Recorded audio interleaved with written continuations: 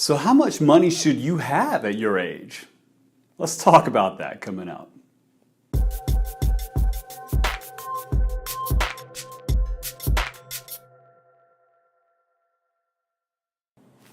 Hey there folks, I'm Patrick King with Transformative Financial. Here on this channel we help people make money, keep money, and feel more financially secure along the way. If that sounds like something that you are interested in, please contact me. My email is patrick@transformative-financial.com. My telephone number is 404-500-9261. I'd love to talk with you and see if it's a good fit.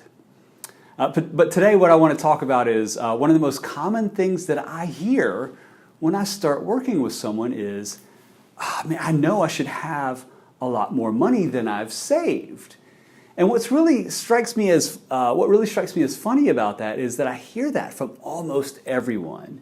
So I think there's like a general anxiety out there that people have that they just don't have enough money, and that may be true in a lot of cases.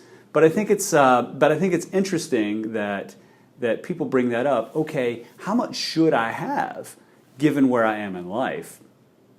So really, I feel like I should have more. Is that true or not? Let's kind of dig into the question that people ask. Who are you comparing yourself to? Is there a number that you had in mind that you think you should be at? And why do you think that you should be at that number? So every time I hear the word should, I get a little suspicious and start to question things, right? One thing too I would also add is, what assumptions do you have about the wealth of all of your peers, all the folks that are in your age group? I would say that maybe, even though folks outwardly display wealth, there's a big difference between looking like you have wealth and actually having it too. So just because someone appears successful, I wouldn't necessarily assume that they are actually wealthy. Just to kind of give you a benchmark for I guess America in general, most Americans on average have about $100,000 saved, period, $100,000. Now think about that for a second. How long is that going to last you in your ideal retirement? Probably not as long as you want, right? So you want to be a little bit better than average if you're going to have like a comfortable retirement or to be financially independent, whatever that means these days to you. What it comes down to is you should have exactly what you have because it's a product of all of your knowledge and your choices along the way. Now, I don't want you to judge yourself about that. If you feel like you don't have a whole lot of money, it's just a number, right? So and if you're frugal, that number doesn't have to be as big as maybe you think it does. It all comes down to the choices that you make. Most people don't fall into wealth by default. It's a product of the choices that they've made along the way to proactively save and invest and work towards building that number up that makes them a little bit more comfortable about their financial position. When it comes to those choices, and it was actually a personal trainer many years ago that told me, you can have anything, but you can't have everything. And that's true even if you're Jeff Bezos and you own Amazon and you're the wealthiest person in the history of the world. You still can't have everything. Money is optionality in a lot of ways, but you can't have so much that you don't have to make choices at some point along the way. And this applies even to the ultra wealthy clients that I've worked with in the past. So when I think back to the folks that I've worked with along the way, I've worked with folks who had huge incomes and they made boatloads of money but weren't worth anything. They didn't have a whole lot of money to their name in spite of all the cash that was coming in. It was going right back out. And I've also worked with folks who, on an outward appearance basis, didn't seem like they had a very high net worth, but were worth millions. So looks can be deceiving a lot of times. So be cautious when you're playing the comparison game there.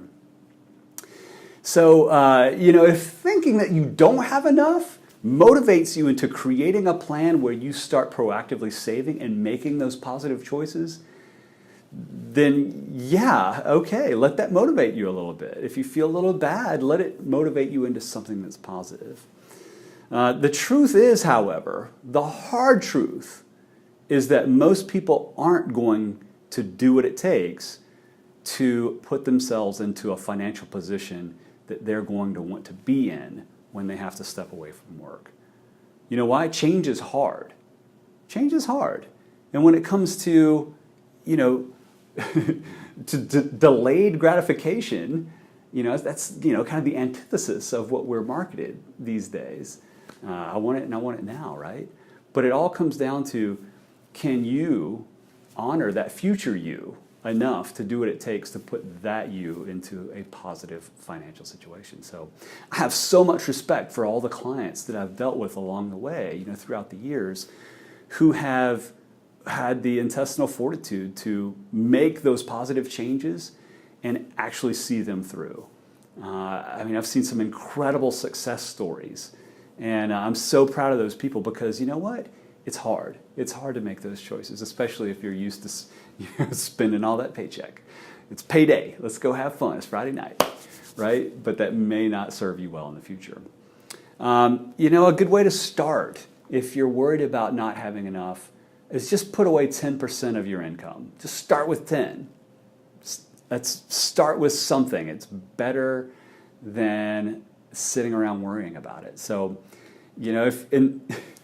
if you're spending your time worried about how much you should have, no matter how old you are, how about let's just make a plan to get where you want to be?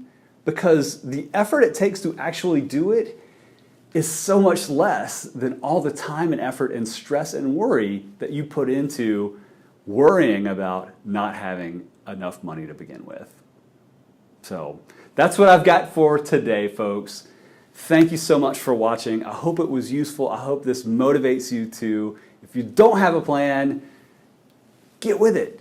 Give me a shout. Let's create one.